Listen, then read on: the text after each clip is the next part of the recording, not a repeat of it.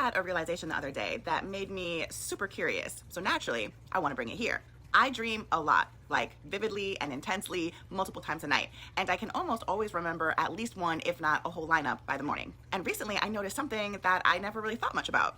And that is that no matter how wild the scenario is, my dreams always keep the same rules. So my daughter is always my daughter, my mom is always my mom, my brother is always my brother, and so on. I never, let's say, have a son, or my mom never turns into or is represented by a different person.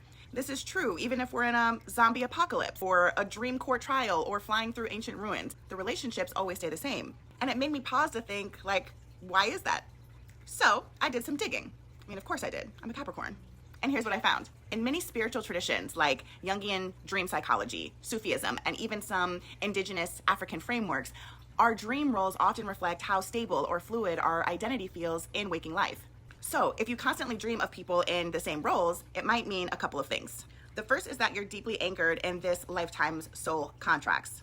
So this can mean that you've internalized certain emotional bonds so fully that your subconscious doesn't need to question or shift them. And you may be here to work through this exact set of relationships, and your dreams are reinforcing that. The second is that you see your waking identity clearly and without fragmentation. So for you, there's a level of self-trust and clarity where your subconscious doesn't feel the need to remix your relationships into symbolic puzzles. Instead, it just drops them into dream scenarios so you can process emotions rather than question roles.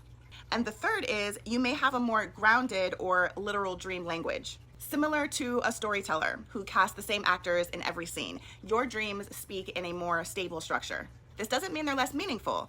It actually means your psyche is fluent in continuity. So then I thought, if I dream like this, does everyone dream like this, or are there differences?